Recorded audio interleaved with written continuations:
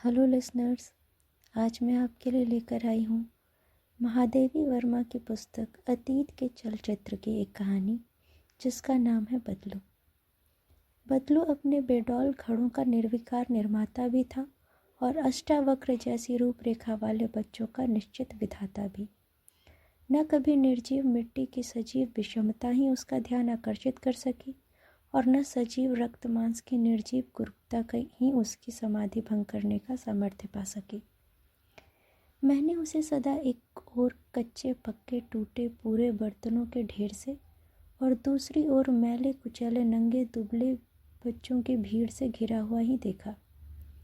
जैसे मिट्टी के बर्तन कुछ सुखाने, कुछ पकाने और कुछ उठाने रखने में टूटते रहते थे, उसी प्रकार बच्चे भी कुछ जन्म लेते ही कुछ घुटनों के बल चलते हुए और कुछ टेढ़े मेढ़े पैरों पर डगमगाकर माता पिता के काम में सहायता देते हुए चल बसते थे। पर कभी उनके जन्म या मृत्यु के संबंध में बदलू को सुखी या दुखी देखना संभव न हो सका। बदलू का चित्र खींच देना किसी भी चित्रकार के लिए सहज नहीं, क्योंकि वह ऐसी परंपरा विरोधी रेखाओं में बंधा था कि एक को स्पष्ट करने में दूसरी लुप्त होने लगती थी। उसकी मुखाकृति सावली और सौम्य थी, पर पिचके गालों से विद्रोह करके नाक के दोनों ओर उभरी हुई हड्डियां उसे कंकाल सहोदर बनाए बिना नहीं रहती। लंबा एक हरा शरीर कभी सुडौल रहा होगा, पर निश्चित आकाशवृत्ति के कारण असमय वृद्धावस्था के भार से झुकाया था। उजली छोटी आंखें स्त्री की आंखों के सामने सल्लज थीं, पर एकरस उत्साहहीनता से भरी होने के कारण चिकनी काली मिट्टी से गढ़ी मूर्ति में कौड़ियों से बनी आंखों का स्मरण दिलाती रहती थी। कांपते होठों में से निकलती हुई गले की खरखराहट सुनने वालों को वैसे ही चौंका देती थी जैसे बांसुरी में से निकला हुआ शंख का स्वर। बदलू एक तो स्वभाव से ही मितभाषी था, दूसरे जैसे नागरिक की श्रवण शक्ति की सीमा से अनभिज्ञ, अतः उसे कुछ कहने सुनने के अवसर कम ही आ सके। जब कभी आते जाते मैं उसके घूमते हुए चाक पर स्थिर सी उंगलियों का निर्माण क्रम देखने के लिए रुक जाती, तब वह एक बारगी अस्थिर हो उठता। अपनी घबराहट छिपाने के लिए वह बार बार खांसकर गला साफ करता हुआ खरखराते स्वर में खेदन, दुखिया, नत्थु आदि को मच्छियाँ निकाल लाने के लिए पुकारने लगता। जब एक चलनी जैसी झरझरी और 3.5 पायों पर प्रतिष्ठित मच्छियाँ का अधेरी कोठरी से उद्धार करने के लिए वे बच्चे प्रतियोगिता आरंभ कर देते, तब मैं वहाँ से विदा हो जाने में ही भलाई समझती थी। मेरे बैठने से मच्छियाँ की कुशल तो संदिग्ध हो ही जाती थी, साथ ही मटके मटकियों का भविष्य भी खतरे में पड़ सकता था। बदलू का घर मेरे आने जाने के रास्ते में पड़ता था, अतः या तो मुझे लौटने की जल्दी रहती थी या पहुंचने की। ऐसा अवकाश निकालना कठिन था जिसे वहां बिता देने से दूसरों के काम में व्याघात न पड़ता हो। हाँ, जिस दिन रधिया अपने द्वार पर मिट्टी छानती या घर का कोई और काम करते मिल जाती, उस दिन कुछ देर रुकना आवश्यक ही नहीं अनिवार्य हो उठता। उसे कभी बरसाती आँखों और कभी हंसते होठों से अपने एकरस जीवन की गाथा सुनाना अच्छा लगता था। उसकी आंखें, उसके होंठ, उसके हाथ पैर सब मानो अपनी अपनी कथा सुनाने को आतुर थे। इसी से शब्दों में उसे थोड़ा ही कहना पड़ता था, पर वह थोड़ा इतना मार्मिक रहता था कि सुनने वाले शीघ्र ही अपने आप को प्रकृतिस्थ नहीं कर पाता। किसी करुण रागनी के समान उसकी कथा जितना उसके हृदय का मंथन करती, उतना ही दूसरों के हृदय का। अतः अनेक बार उस कुम्हार वधू से अपने आवेग को छिपा लेना मेरे लिए भी कठिन हो जाता था। रतिया को मूर्तिमती दीनता कहना चाहिए। किसी पुरानी धोती की मैली कोर फाड़कर कसे हुए रूखे उलझे बाल पर्व त्योहार पर काली मिट्टी से धो भले ही लिए जाए, पर उन्हें कड़वे तेल की चिकनाहट से भी अपरिचित रहना पड़ता था। धोती और उसके किनारे को धूल एकाकार कर देती थी। उस पर उसकी जर्जरता इतनी बड़ी चढ़ी थी कि घूंघट खींचने पर किनारे ही उंगलियों के साथ नाक तक खींची चली आती थी। दुख एक प्रकार श्रृंगार भी बन जाता है। इसी कारण दुखी व्यक्तियों के मुख देखने वालों की दृष्टि को बांधे बिना नहीं रहते। रधिया के मुख का आकर्षण भी उसकी व्यथा ही जान पड़ती थी। वैसे एक एक करके देखने से मुख कुछ विशेष चौड़ा था। नाक आंखों के बीच में एक तीखी रेखा खींची हुई, होंठ के ऊपर गोल हो गई थी। गहरे काले घेरे से घिरी हुई आंखें ऐसी लगती थी जैसे किसी ने उंगली में दबाकर उन्हें काजल में गाड़ दिया हो। होठों पर पड़ी हुई सिकुड़न ऐसी जान पड़ती थी मानो किसी तिक्त दवा की प्याली से निरंतर स्पर्श का चिन्ह हो। इन सब विषमताओं की समष्टि में जो एक सामंजस्यपूर्ण आकर्षण मिलता था, वह अवश्य ही रधिया के दुख विगलित हृदय से उत्पन्न हुआ होगा। वह जीवन रस से इतनी निचुड़ी हुई थी, दुख में उतनी ही भीगकर भारी हो उठी थी। इसी कारण उसमें न शून्यता थी जो दृष्टि को रोक नहीं पाती, और न वह हल्कापन जो हृदय को स्पर्श करने की शक्ति रखता। घिसकर गोल से चपटे हो जाने वाले कांसे के कड़े और मैल से रूपरेखाहीन लाख की चूड़ियों के अतिरिक्त और किसी आभूषण से रधिया का परिचय नहीं। पर वह इस परिचयहीनता पर खिन्न होती नहीं देखी गई। गठे हुए शरीर और भरे अंगों वाली वह स्त्री संतान की अटूट श्रृंखला और दरिद्रता की अघट छाया के कारण ऐसा ढांचा मात्र रह गई थी जिससे चलते फिरते देखना भी विस्मय का कारण हो सकता था। इस वर्ग की स्त्रियों में जो एक प्रकार की कर्कश प्रगल्भता मिलती है, उसका रधिया में सर्वथा अभाव रहा।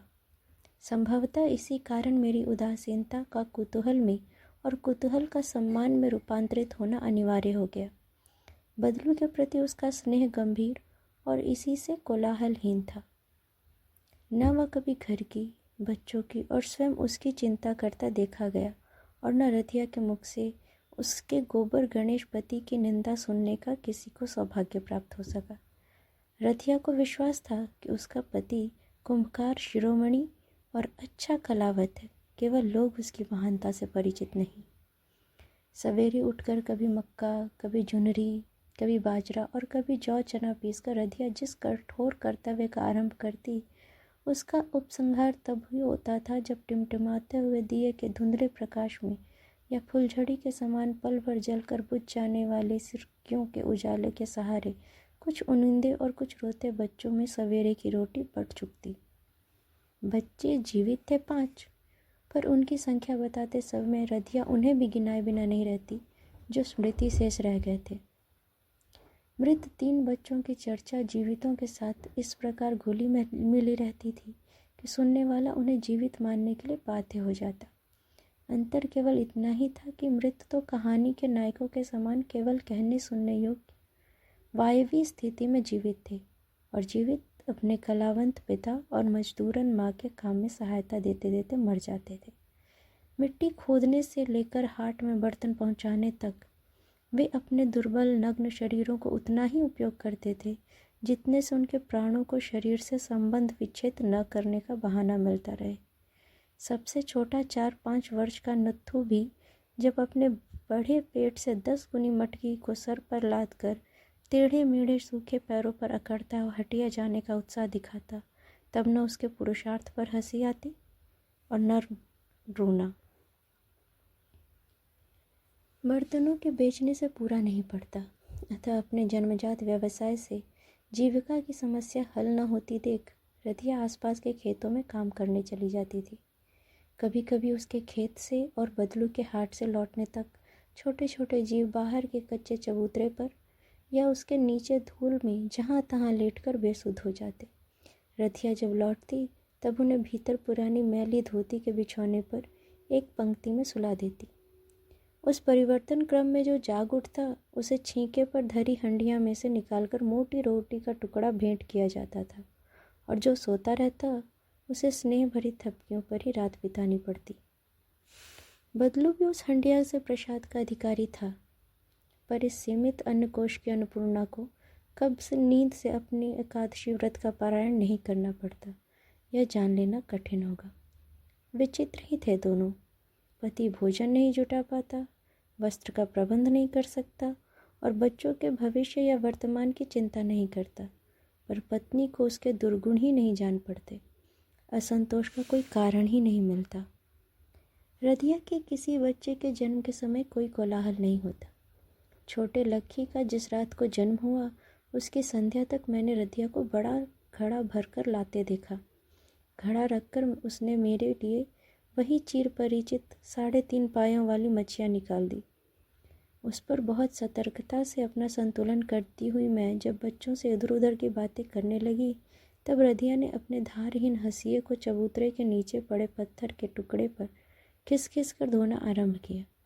मैंने कुछ हंसी और कुछ विस्मय भरे स्वर में पूछा, रात में इसका क्या काम है? क्या किसी का गला काटोगी? उत्तर में रधिया बहुत मलिन भाव से मुस्कुरा दी। दूसरे दिन सोमवती अमावस्या होने के कारण मुझे अवकाश था। इसी से वहां पहुंचना संभव हो सका। बदलू का चाक सदा के समान उदासीनता में गतिशील था, पर बच्चे घर के द्वार को घेरकर कोलाहल मचा रहे थे। मैंने सकुचाए बदलू की ओर न देखकर दुखिया से उसकी माँ के संबंध में प्रश्न किया। वह अपने भाई बहनों में सबसे अधिक बातूनी होने के कारण एक एक सांस में अनेक कथाएं कह चली। उसके नया भैया हुआ है। माई ने चमारिन काकी को नहीं बुलाने दिया, 1 रुपया मांगती थी। दराती से अपने आप नार काट दिया। उसारे में कोने में गड़ा है। भैया टिटहरी की तरह पाँव सिकोड़े आंखें मूंदे पड़ा है। पापा ने माई को बाजरे की रोटी दी है। इत्यादि महत्वपूर्ण समाचार मुझे कुछ ही क्षणों में मिल गए। तब भीतर झांककर देखने का निष्फल प्रयत्न किया, क्योंकि मलिन वस्त्रों में लिपटी श्यामांगिनी रधिया तो मिट्टी की धूमिल दीवारों से अंधकार में घुल-मिल सी गई थी। अपने भावी कुंभकार को निकट आकर देखने का आमंत्रण पाकर मैंने भीतर पांव रखा। कोठरी में व्याप्त धुएं और तंबाकू की गंध हर सांस को एक विचित्र रूप से बोझिल किए दे रही थी। पिंडोर से पुती पर दीमकों से चेचक रूपी दीवारें खड़े खड़े भारी छप्पर संभालने में असमर्थ होकर मानो अब बैठकर थकावट दूर कर लेना चाहती थी। चूल्हे के निकटवर्ती कोने में नाज रखने की मटमैली और काली मटकियों के साथ चमकते हुए लोटा थाली आदि जेल की कठिन प्राचीर के भीतर एकत्र बी क्लास और ए क्लास के बंदी हो रहे थे। घर के बीच में गृह स्वामी के लिए पड़ी हुए झूले जैसी खटिया की लंबाई सोने वाले को पैरों का स्थान देना अस्वीकार कर रही थी।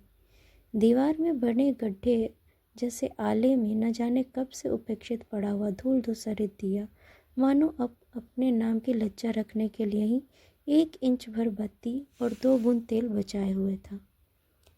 ऐसे ही घर के पश्चिम वाले खाली कोने में रधिया अपने नवजात शिशु का जीवन के साथ साथ दरिद्रता से परिचय करा रही थी। आंखें मूंदे हुए वह ऐसा लगता था मानो किसी बड़े पक्षी के अंडे से तुरंत निकला हुआ बिना परों का बच्चा हो। नाल जहाँ से काटा गया था वहाँ कुछ सूजन भी आ गई थी और रक्त भी जम गया था। मालूम हुआ चमारिन 1 रुपये से कम में राजी नहीं हुई। इसी से फिजूल खर्ची उचित न समझकर उसने स्वयं यह सब ठीक कर लिया। पीड़ा के मारो उठा ही नहीं जाता था। लेटे लेटे दराती से नाल काटना पड़ा। इसी से ठीक नहीं कट सका, पर चिंता की बात नहीं है, क्योंकि तेल लगा देने से 2-4 दिन में सूख जाएगा। मैंने आश्चर्य से उस विचित्र माता के मलिन मुख की प्रशांत और सौम्य मुद्रा को देखा। उसके लिए मैं अभी हरीरा दूध आदि का प्रबंध करने जा रही हूँ। सुनकर वह और भी करुण भाव से मुस्कुराने लगी। जो कहा उसका अर्थ था कि मैं कहाँ तक ऐसा प्रबंध करती रहूँगी, यह तो उसके जीवन भर लगा रहेगा। चाक के पास निर्विकार भाव से बैठे हुए बदलू को पुकार कर जब मैंने बनिए के यहाँ से गुड़, सौंठ, घी आदि लाने का आदेश दिया तो मानो वह आकाश से नीचे गिर पड़ा। उसकी दुखिया की माई तो कहती थी कि गुड़ देखकर उसे उबकाई आती है और घी खाने से उसके पेट में शूल उठता है। इसी से तो वह बाजरे की रोटी देखकर निश्चित हो जाता है। बदलू के सरल मुख को देखकर जब मैंने अपने मिथ्यापवाद के भार से सिकुड़ी सी रधिया पर दृष्टि डाली तब उस दंपत्ति से कुछ पूछने और कहने की आवश्यकता ही नहीं रही। बदलू जिस वस्तु का प्रबंध नहीं कर सकता वह रधिया के लिए हानिकारक हो उठती है, यह समझते देर नहीं लगी।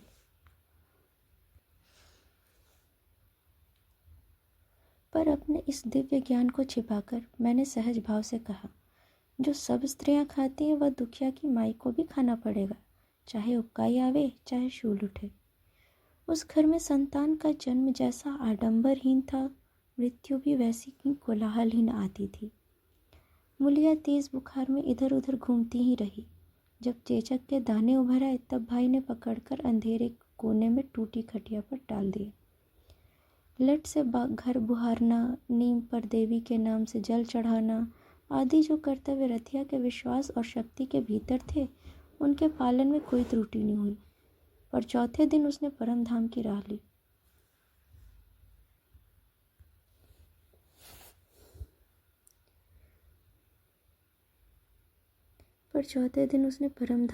ली। उस बालिका पर बदलू की विशेष ममता थी। इसी वजह से जब वह उसे यमुना के गंभीर जल में विसर्जित कर लौटा, तब उसके शांत मौन में छिपी मर्म व्यथा का अनुमान कर रधिया ने एक सपने की कथा गढ़ डाली। सपने में देवी मैया उससे कह रही थी कि इस कन्या को मैं इतने ही दिन के लिए भेजा था, अब इसे मुझे लौटा दो। बदलू जैसे बुद्ध व्यक्ति का इस सपने से प्रभावित हो जाना अवश्यंभावी था। जब स्वयं देवी मैया उसकी मूलिया को ले जाने को उत्सुक थी, तब कोई दवा न करना अच्छा ही हुआ। दवा दारू से लड़की तो बच ही नहीं सकती थी, उस पर देवी मैया का कोप सहना पड़ता। फिर उस लड़की